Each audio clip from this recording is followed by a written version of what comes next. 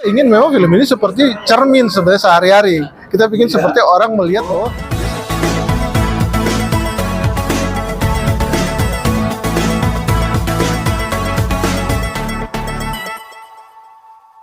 sebenarnya bukan pada saat COVID, tapi dia sebenarnya sebelum COVID. Sebelum COVID, syutingnya sih masih aman. Cuman ketika kita sedang dalam tahap proses editing, waktu itu terjadi COVID. Jadi terhenti sebentar karena memang waktu itu proses pasca produksi ya di editing waktu itu memang tidak dilanjutkan pada saat itu. Dan kita baru melanjutkannya 2 tahun yang lalu akhirnya dan baru meminta jadwal di tahun yang lalu. Jadi sebenarnya memang panjang proses film ini sampai beberapa pemain dan kru akhirnya sudah meninggal baru akhirnya tayang. Kalau Coto versus Kondro memang Pak Aco memang sebagai orang Makassar. Cuman memang saya waktu terus terang memang belum pernah mencoba. Jadi saya ditraktir Pak Aco dan produser untuk makan di daerah Kelapa Gading. Dan pertama kali saya makan Coto dan Kondro dan saya suka. Langsung saya tulis di situ diskusi dengan Pak Aco. Jadi kita sudah bikin fondasi cerita di restoran itu bahwa akan ada persaingan nanti mau dibikin franchise tapi nggak mau, akhirnya saling bersaing itu sudah dari awal. Cuman begitu saya tulis saya masukin masalah keluarga, bapak ibu dan juga orang tua dengan anak. Jadi akhirnya filmnya jadi lebih berwarna daripada hanya Coto dan Kondro. Kalau Coto dan Kondro ini memang saya juga masih belajar. Jadi terus terang saya diarahkan sekali oleh Pak Aco, termasuk yang tadi bahasa Lontara, terus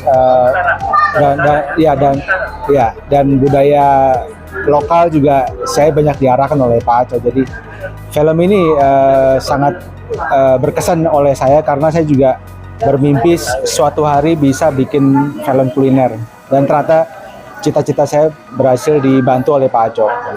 Dulu saya tambahkan sedikit karena kenapa saya juga memilih Mas Ferdi yang menulis, karena saya ingin membuat film ini universal, bisa diterima oleh bukan cuma orang Makassar gitu. Jadi makanya saya memasukkan unsur budaya dari saya, tetapi Mas Ferdi menulisnya dengan universal, kisah universal yang bisa diterima bukan hanya orang Makassar. Itu alasan saya makanya memakai. Ya, sebenarnya kita ingin memang film ini seperti cermin sebenarnya sehari-hari. Kita ingin seperti orang melihat bahwa ya sehari-harinya orang Makassar seperti itu, memang bermacam-macam suku ada di dalam situ kan sebenarnya pinginnya semua suku ada, cuma kan terbatas nih karakternya. Jadi mungkin kedepannya bisa kita tambah lagi karakter apa-apa, tapi itu sudah cukup mewakili. Ya, jadi yang pertama adalah kita tahu kalau seorang penulis itu seperti Pak Ferdi kan orang Makassar kan, jadi tentu untuk menulis apalagi Coto Kondro ini jenis makanan khas yang memang harus orang Makassar di dalamnya.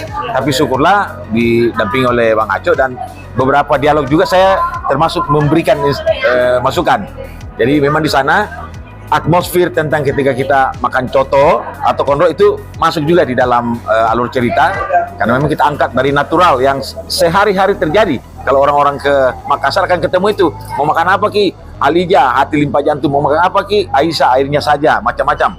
Ada juga janda hot. Apa itu janda hot? Jantung hati otak. Yang sebelah sana bilang janda panas. Apa itu? Jantung daging pakai nasi. Dan banyak istilah-istilah lainnya sebenarnya itu semua kalau mau ditayangkan 3 jam itu film.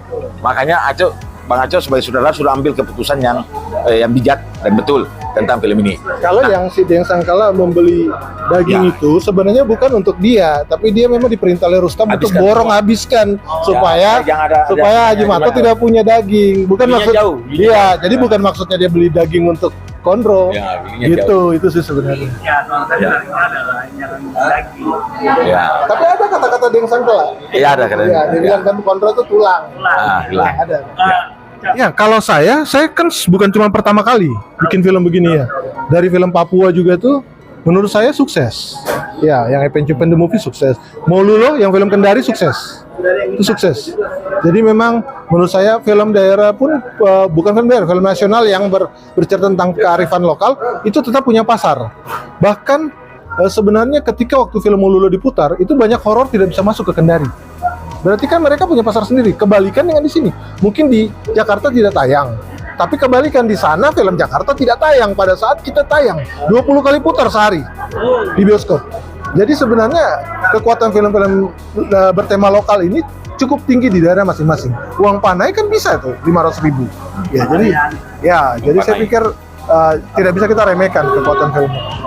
Artinya Aceh itu identik dengan daerah ya. Saya tidak mau membuat identik, tapi saya akan terus memproduksi film yang dibuat di daerah karena tidak banyak produser yang melirik ke situ. Makanya saya ingin mengangkat itu.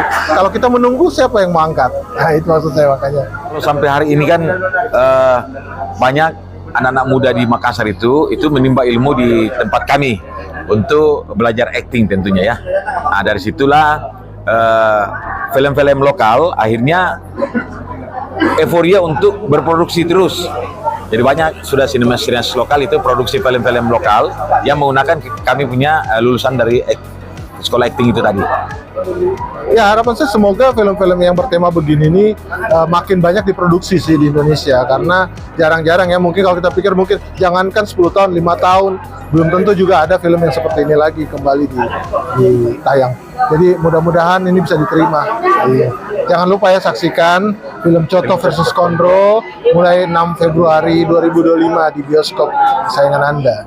Jangan Ki lupa nonton semua Ki, ajak semua keluarga tak untuk rame-rame ke bioskop kesayangan Anda pada tanggal 6 Februari 2025 untuk sama-sama kita menyaksikan keseruan dari film Coto versus Kondro, karya dan persembahan dari seorang saudara lokal yang sangat luar biasa, nasional, yaitu Irham Aceh Bakhtiar. Dari Jibato, dari Setia Budi Sesuan, untuk kita semua. Assalamualaikum warahmatullahi wabarakatuh.